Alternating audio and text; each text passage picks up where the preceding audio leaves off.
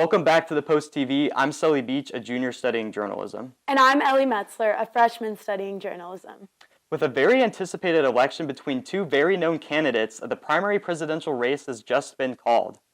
President Biden got 78% of the Democratic nomination, adding 118 delegates and getting a total of 456,523 votes, while Trump had 79% of the Republican vote with 889,001 votes and adding 79 delegates. With those stats, Trump now has a total of 1,615 delegates, and Biden currently has 2,491 delegates. Well, those numbers sure really do look close between Biden and Trump, but something else interesting is that businessman Bernie Moreno got 50.5% of the Senate vote in the primaries, so it should be an interesting year as we continue to follow this anticipated election. I agree, Sully. It will certainly be an interesting race to follow. Many residents of Logan County have been affected by tornadoes this spring. Reporter Dan Gray has more. A new tornado warning has been issued. A little bit farther to the south near Russell's Point. This one's a PDS tornado warning. What does that mean? That means that it's a particularly dangerous situation. It was pretty loud and pretty scary. I could feel myself being sucked out the door, believe it or not. I could feel the pressure of it pulling me. On March 14th, 2024, a dry line formed in the atmosphere over the lower 48, stretching from near Houston all the way into northeast Ohio. The violent clash of cold air from the Pacific Northwest and warm air from the Gulf of Mexico caused the formation of several violent supercell thunderstorms along this line. 8 of these supercells spawned tornadoes, with each traveling through Ohio at some point. One of these was an EF3 that spawned in Logan County, devastating the communities of Lakeview, Russell's Point, and Orchard Island. With the circulation reaching over a half-mile wide, and wind speeds within that circulation peaking at close to 155 miles an hour, according to the National Weather Service and FEMA estimates. 3 people died in this storm. Even amidst scars from the tornado on County Road 270 in Lakeview, community shone through. I was about a half mile. I live about 3 miles out this way from Indian Lake. And we got a lot of friends and family members around here who have gotten their houses taken. I came in here for the first time and we seen it, the energy changes. You know, it is grief and tears. And it changes, it's the whole atmosphere right now. I think to be around here where everybody's helping, it cheers people up.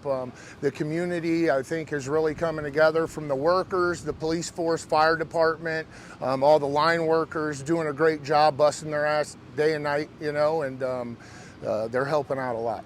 My husband and I decided that it'd be a good idea to ask all of our followers of the Justice Animal Rescue if they could help donate in any kinds of way, water, supplies, dog food, which is what we started with just water and dog food, and then it turned into masses of tarps and gloves and masks, sanitation stations, soaps, cleaning supplies, hygiene supplies.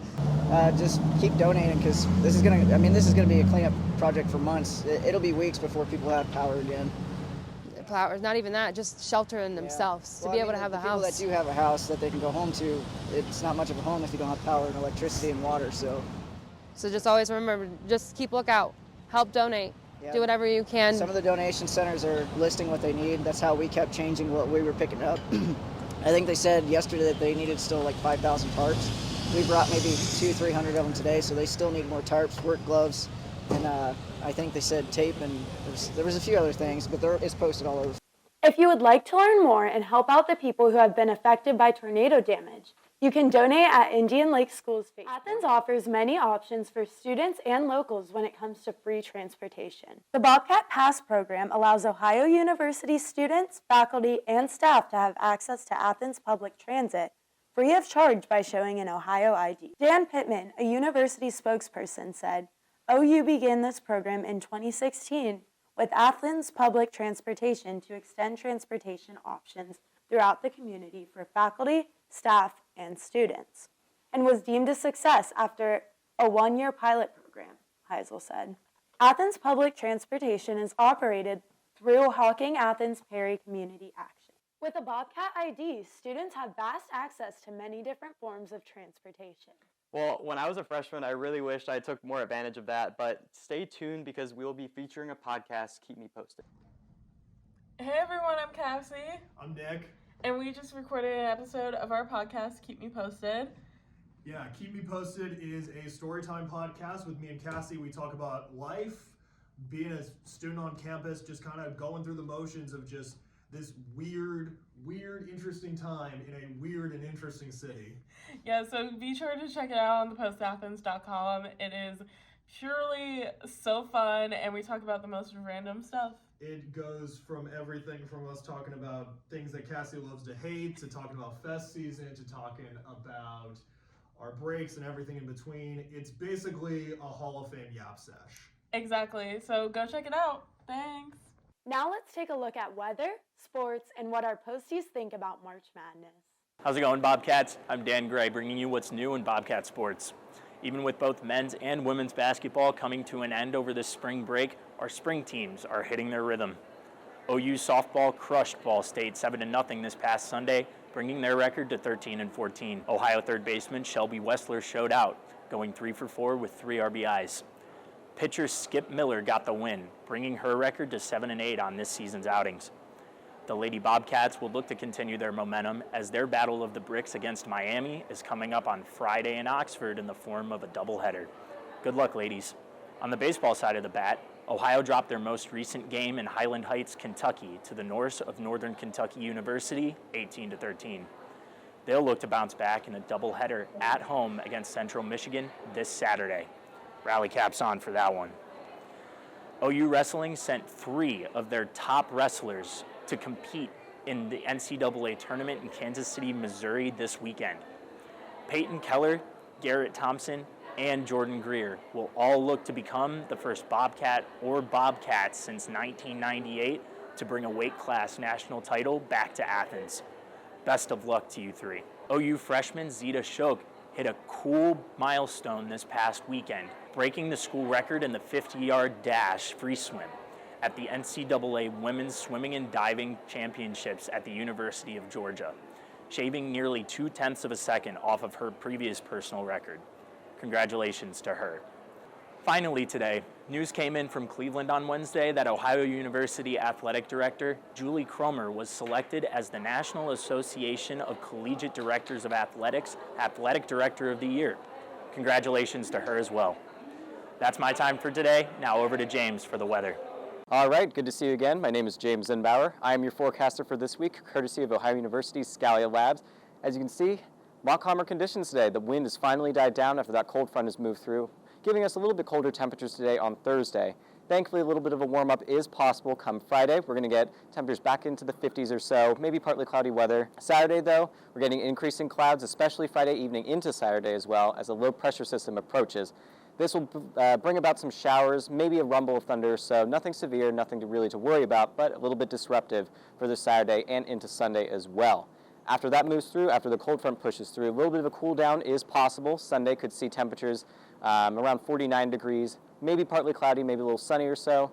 Come Monday as well, we're getting a warm-up right again as another low-pressure system is on our doorstep, again on Tuesday and Wednesday. So Tuesday could be about 68 degrees, maybe a couple clouds, more overcast as the day continues. Wednesday, you get your showers back. We're getting a lot more rain come Wednesday evening as well, maybe up to an inch or so locally. Then Thursday is a little bit cloudy, and then it starts to get a little bit clearer as the day continues, as that cold front pushes through, maybe a little windier. But for the time being, after Thursday and into Friday, a little bit clearer weather as high pressure starts to set into our area once again. So sunnier skies, temperatures back in the mid-50s, maybe even lower 60s by the end of that week. All right. That's all from me, but thank you. I will see you next week. Well, I don't know about you, Ellie, but I have Auburn winning the whole tournament, and I'm feeling pretty good about it, but the way my bracket's looking, I'm really hoping today goes a lot better than yesterday. I hope I don't jinx my bracket, but I have UConn winning, and my bracket's been looking pretty good so far. Yeah, I mean, I feel like UConn is such a, just the pick that everyone's doing. I think it said 24% of the people in the country picked that, but we'll have to see what happens with that. Yep, now let's see what our posties have to say about who they think is going to win. I think that UNC is going to win March Madness. I think that Auburn is going to win this year. I think UConn is going to win another national championship. All right, well, this year for March Madness, I'm sticking with my guns. Last year I picked UConn. They won. sticking with them. This year for March Madness, my pick is Auburn. I think that Duke is going to win. I think that Houston is going to win March Madness. I think TCU is going to win.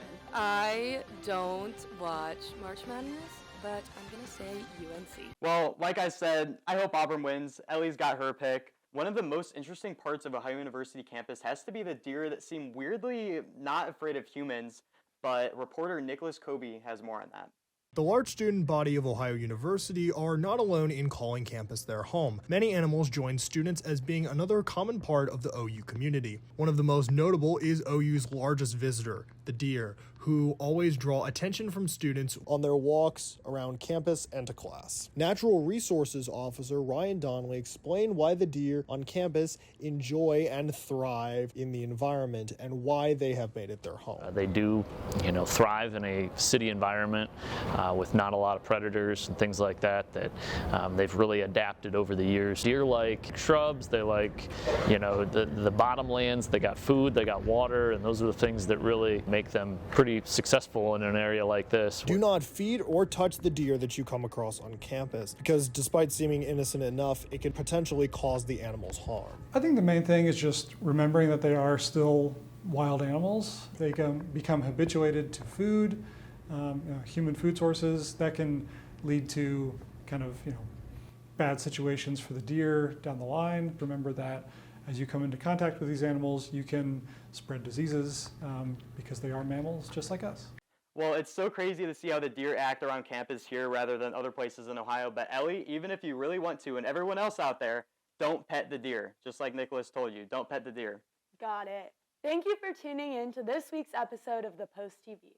Be sure to follow all of our socials. We're on TikTok, Instagram, Facebook, and X at The Post Athens and The Post Multimedia.